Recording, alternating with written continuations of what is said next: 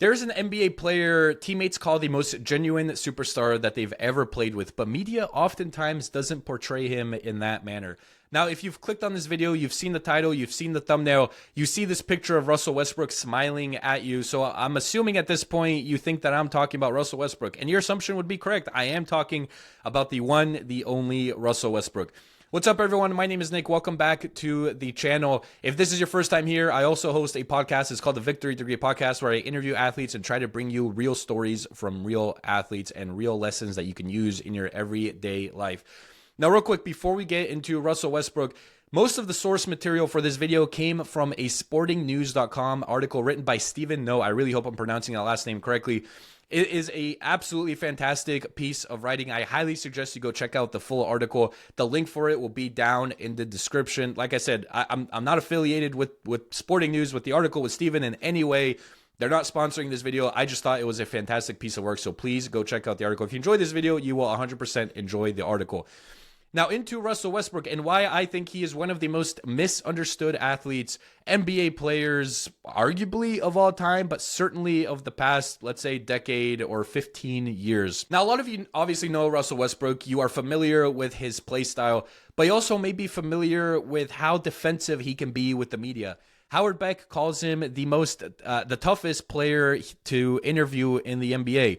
He says Russell Westbrook just oozes contempt for the media, or at least for the interview process.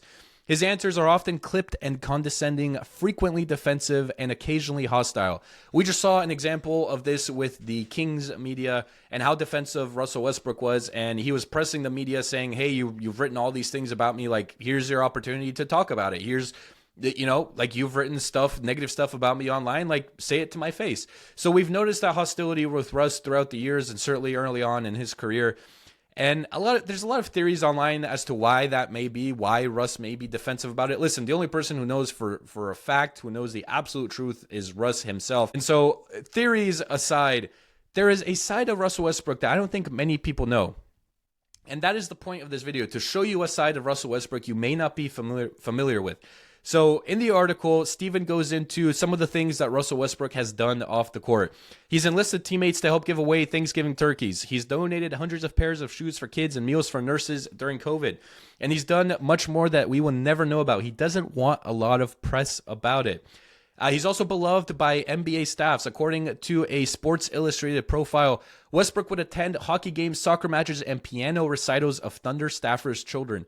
Every year, he would send a pair of Air Jordans and a Jordan brand sweatsuit to each employee. And then this is one of my favorite stories. According to Brad Townsend from the Dallas Morning News, he reported that there was a rumor that Westbrook gave a $8,000 tip for housekeepers after the NBA bubble. Apparently, they had left his hotel room absolutely spotless, and he gave them an $8,000 tip. Now, of course, this is a rumor. We don't know for sure if it's true or not, but if it is true, again, goes to show the type of person that Russell Westbrook is. And then this is Clint Capella talking about Russell Westbrook, who, you know, Clint Capella and Russell Westbrook played for 35 games, so not a huge amount of time.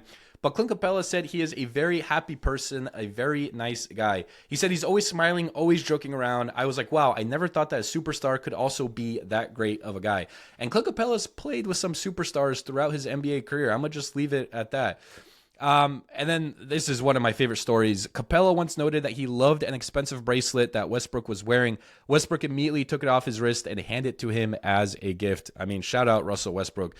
These last two screenshots, this one on the left is Larry Bird talking about Russell Westbrook and how he wants Russ to win 10 MVPs in a row, about how he loves how competitive Russell Westbrook is and with how much energy he plays on any given night. And that's the thing about Russell Westbrook. Listen, I've watched Russ for essentially his entire NBA career, and I have never once questioned his effort or his competitiveness. And honestly, you can't say that for a lot of guys in the NBA. And so that's one thing that you can never take away from Westbrook. His competitiveness, his desire to win, and his energy is just so evident. Like, it's not even a debate at this point. Then the last screenshot here. So this is the Denver Nuggets posted this about 3 weeks ago, talking about Nikola Jokic and highlighting his accomplishment of becoming the fourth player in NBA history with 20,000 points, 9,000 rebounds, 6,000 assists, and 8,000 three-pointers made. This includes the regular season and the playoffs. Amazing graphic, by the way.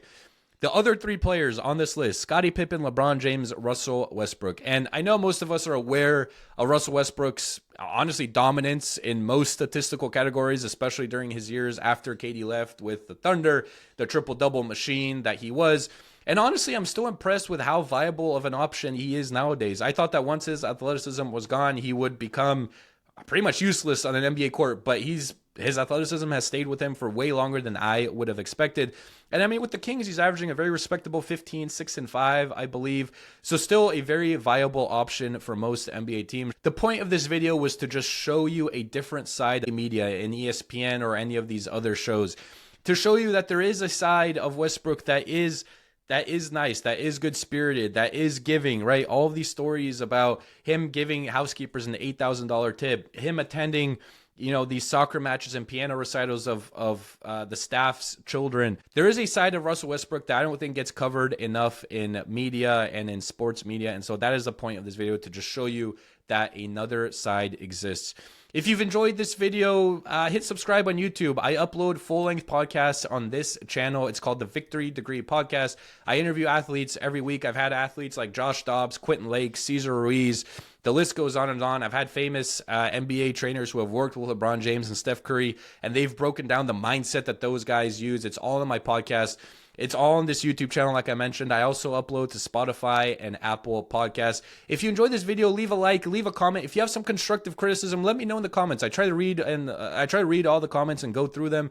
If you have something that you didn't like or something that you think I can improve on, feel free to leave a comment. I will respond back to you, and I will make sure I get better for next video. Thanks again for watching. Hope you have a great day.